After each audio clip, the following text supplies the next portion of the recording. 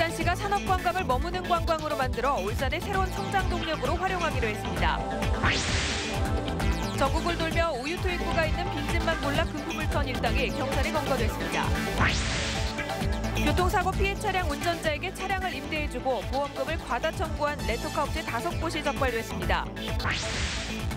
열린 예술무대 뒤란이 어젯밤 문화예술회관 야외 공연장에서 열려 시민들로부터 호응을 얻었습니다.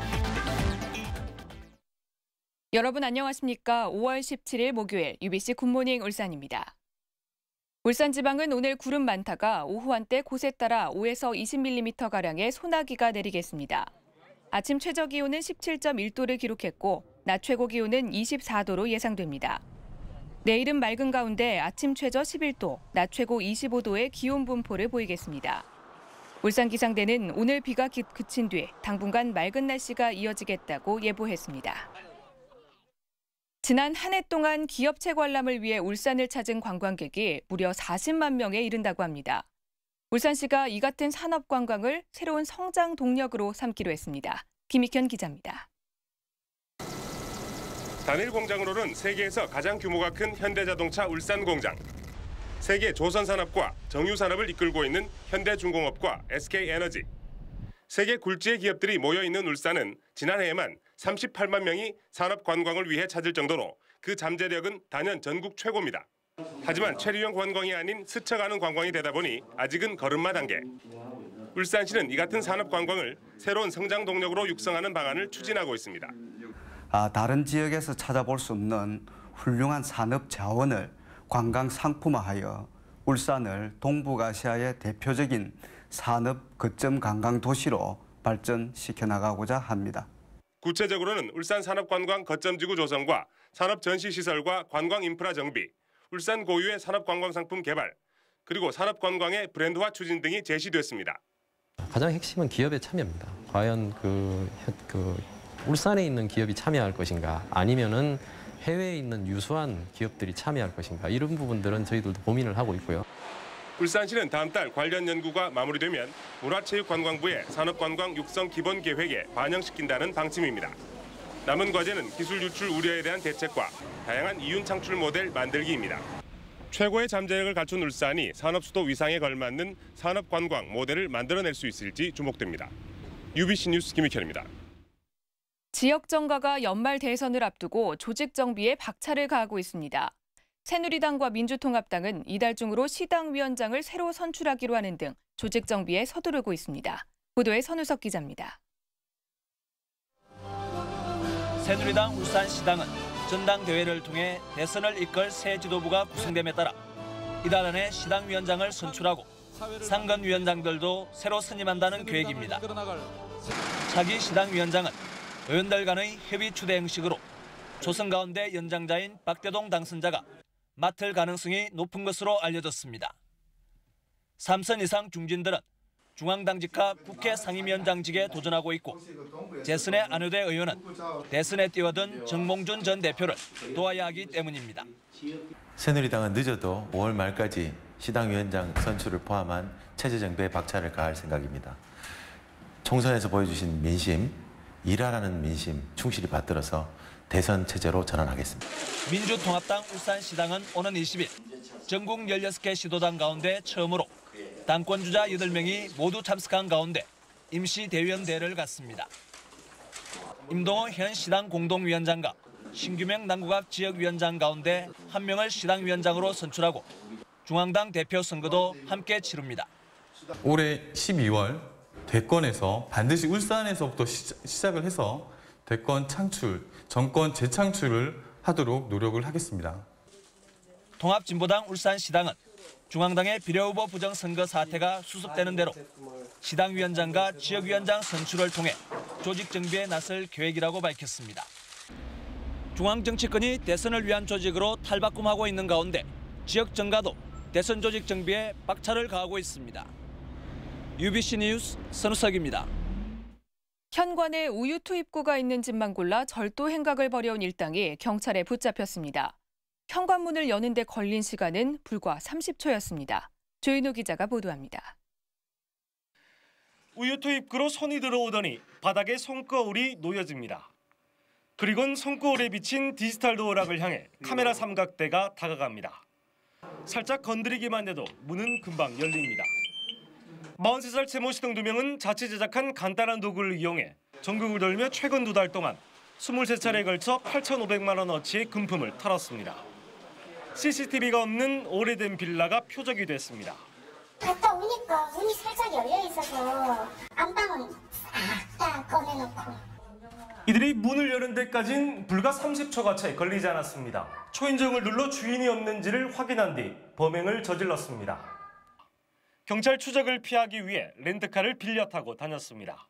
생활이 안 돼서 그랬습니다. 다니던 직장을 개업을 하게 되었고요. 경찰은 최근 모니터가 부착된 내시경과 같은 특수 장비까지 등장했다며 주의를 당부했습니다. 디지털 도어락뿐만 아니라 이런 안전장치도 범행 도구인 갈고리로 이렇게 해제할 수 있기 때문에 출입문 하단에 붙어있는 우유 투입구를 막아야 된다고 생각합니다. 경찰은 43살 최모 씨를 구속하고 공범 35살 이모 씨에 대해 구속영장을 신청했습니다. UBC 뉴스 조인호입니다. 교통사고로 차량 수리를 맡기면 대부분 보험회사에서 동급의 렌터카를 제공하고 있습니다. 하지만 동급의 차가 없다며 작은 차를 빌려주고서는 큰 차를 빌려준 것처럼 속여 차액을 챙길 렌터카 업체들이 적발됐습니다. 윤경재 기자가 보도합니다. 렌터카 업체가 보험사에 제출한 임대차 계약서입니다. 2700cc 그랜저 TG의 사흘 렌트 비용 33만 8천 원을 청구한다는 내용입니다. 그러나 이 업체가 실제 운전자에게 제공한 차량은 이틀 렌트비가 8만 원에 불과한 1400cc 베르나였습니다. 교통사고로 차량 수리를 맡기면 보험사가 피해 차량 운전자에게 렌터카를 제공하고 렌터카 업체에 비용을 지불합니다. 렌터카 업체 사장 45살 박모 씨 등 5명은 빌려주는 차량 등급과 기간을 부풀리는 수법으로 보험사로부터 377차례에 걸쳐 6,200만 원을 가로챘습니다. 이들은 임대차 계약서를 보험사에 팩스로 보내면 보험사가 계약서대로 실제 차량이 렌트됐는지 확인하지 않는다는 점을 노렸습니다. 개별 상황에 따른 틀린 부분이 있습니다만은 정권 다 하지는 못하고요. 제가 따로 전화하고 있지는 않습니다. 차를 빌리지 않았는데도 운전자 몰래 계약서를 작성해 보험금을 타낸 경우도 있었습니다. 운전자 대부분은 렌트비가 과다 청구된 사실조차 몰랐고 알게 돼도 가로챈 보험금 일부를 받고 보험사에 알리지 않았습니다. 만약에 업체에서 보험금을 수령할 수 있도록 도와달라는 요구에 응할 때는 보험 사기 공범으로 처벌받습니다. 경찰은 렌터카 업체 관계자 5명과 업체로부터 돈을 받고 과다 청구 사실을 묵인한 피해 차량 운전자 12명 등 17명을 불구속 입건했습니다. UBC 뉴스 윤경재입니다. 다음은 경제계 소식을 알아보는 경제 이모저모입니다. 중소벤처기업의 신기술과 신제품 홍보회장인 2012 울산 산업박람회가 오늘부터 이틀 동안 롯데호텔에서 열립니다. 올해부터 과학기술재전과 분리해 단독 행사로 열리는 이번 박람회에는 55개 업체가 IT관과 기계관, 자동차 부품관 등으로 나눠 신제품을 전시하고 바이어 상담회와 세미나도 가질 예정입니다. CN캠과 나제, 현대공조, 찬미기계와 MCP 등 5개 기업이 올해 수출 스타 기업에 선정됐습니다. 울산시는 이들 업체의 해외 진출 컨설팅과 해외 바이어 초청 등을 돕기 위해 2천만 원씩 지원하기로 했습니다. 울산 상공회의소가 현지에 파견 중인 시장 개척단을 통해 태국 상공회의소와 경제업무협약 MOU를 체결했습니다. 울산상인은 이번 협약 체결로 지역 중소기업들의 태국 수출이 늘어나고 투자 협력 관계도 강화될 것으로 기대했습니다. 농협 울산지역본부는 이틀 동안 동천체육관에서 열린 전국 중소기업 CEO 한마음 대회장에서 지역 특산물 홍보 활동을 펼쳤습니다. 울산농협은 행사장 한켠에 농소농협의 복조리 찰매쌀과 원예농협의 울산배 등 지역 특산물 전시 판매 코너를 마련해 좋은 반응을 얻었다고 밝혔습니다. 인천 등 일부 지자체가 재정 악화로 어려움을 겪고 있지만 울산 지역 4개 구의 재무 구조는 건전한 것으로 나타났습니다. 울산발전연구원에 따르면 2010년 기준 지역 4개 구의 통합 재정 수지 비율은 중구가 2.27%로 흑자였고 동구와 북구는 마이너스 2%대와 마이너스 1%대로 전국 자치구 평균인 마이너스 3.85%보다 낮은 적자폭을 유지했습니다. 남구는 마이너스 7.65%로 적자폭이 상대적으로 컸지만 지불 능력이 좋아 문제가 되지 않는 것으로 나타났습니다. 지난해 숨진 울산 시민 10명 가운데 3명은 암으로 숨진 것으로 나타났습니다. 울산발전연구원 이재호 박사는 울산경제사회 브리프를 통해 지난해 울산 지역 사망자 4,327명 가운데 29.4%인 1,272명이 암으로 숨졌다고 밝혔습니다. 암에 이어서 혈관과 심장 등 순환기계통 질환이 22.5%로 사망 원인 2위로 나타났고 추락과 교통사고 등 각종 사고가 14.2%로 뒤를 이었습니다. 열린 예술무대 뒤란이 올 들어 두 번째로 어젯밤 문화예술회관 야외 공연장에서 열려 시민들로부터 좋은 반응을 얻었습니다. JK 김동욱의 사회로 진행된 이번 공연에는 담다디의 인기 가수 이상은과 힙합 래퍼 시모가 출연해 열정적인 공연을 선사해 갈채를 받았습니다. 또 혼성 3인조 보컬 그룹 어반자카파도 출연해 감성적인 멜로디로 봄밤의 정취를 더했습니다.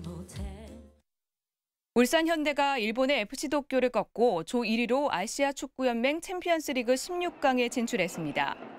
울산은 어제 저녁 문수구장에서 열린 AFC 챔피언스리그 F조 6차전에서 전반 37분 강민수의 선제골을 끝까지 지켜 도쿄에 1대0으로 승리했습니다.